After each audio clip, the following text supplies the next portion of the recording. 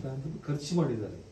ಆ ದುಡ್ಡು ಹೇಗೆ ಬಂತು ಹೇಗೆ ಅದೆಲ್ಲ ನಾವು ಯಾಕೆ ಹೇಳ್ಕೊಂಡು ಅಲ್ವ, ಅದು ನಿರ್ಮಾಪಕರ ಒಂದು ಕಷ್ಟ ಆಗ್ತದೆ. ಏನು ಅವ್ರು ಒಳ್ಳೇದಾಗ್ಲಿ ಅಂತ ನೀವು ಹೇಳ್ತೀರಿ, ನಾನು ಹೇಳ್ತೀವಿ ಸರ್. ಹಿಂದೆ ಈಗ ಮಾಡ್ತಾರಲ್ಲ, ಈಗ ನಾನು ಹೇಳಿದ್ರೆ ನಿಜ, ನೀವು ಏನು ಕೇಳಿದ್ರೆ ಮುಗಿದೋಗಿದೆ. ಅದು ಡೇಟ್ ಫಿಕ್ಸ್ ಮಾಡಬೇಕು, ಮಾಡ್ತಾರೆ.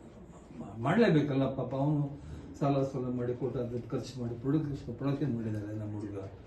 ಅವರು ಒಳ್ಳೇದಾಗಬೇಕಲ್ವಾ, ಒಳ್ಳೇದಾಗಲಿ ಅಂತ ನೀವು ಹೇಳ್ತೀರಿ, ನಾನು ಹೇಳ್ತೀನಿ.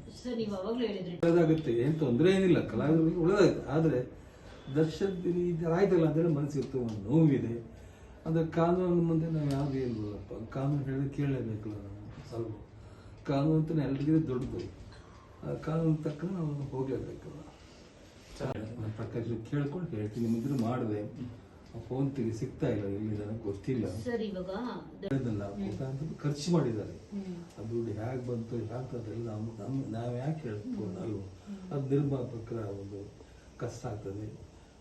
ಏನು ಅವ್ರು ಒಳ್ಳೇದಾಗ್ಲಿ ಅಂತ ನೀವು ಹೇಳ್ತೀರಿ, ನಾನು ಹೇಳ್ತೀವಿ ಸರ್. ಹಿಂದೆ ಈಗ ಮಾಡ್ತಾರಲ್ಲ, ಈಗ ನಾನು ಹೇಳಿದ್ರೆ ನಿಜ, ನೀವು ಏನು ಕೇಳಿದ್ರೆ ಮುಗಿದೋಗಿದೆ. ಅದು ಡೇಟ್ ಫಿಕ್ಸ್ ಮಾಡಬೇಕು, ಮಾಡ್ತಾರೆ.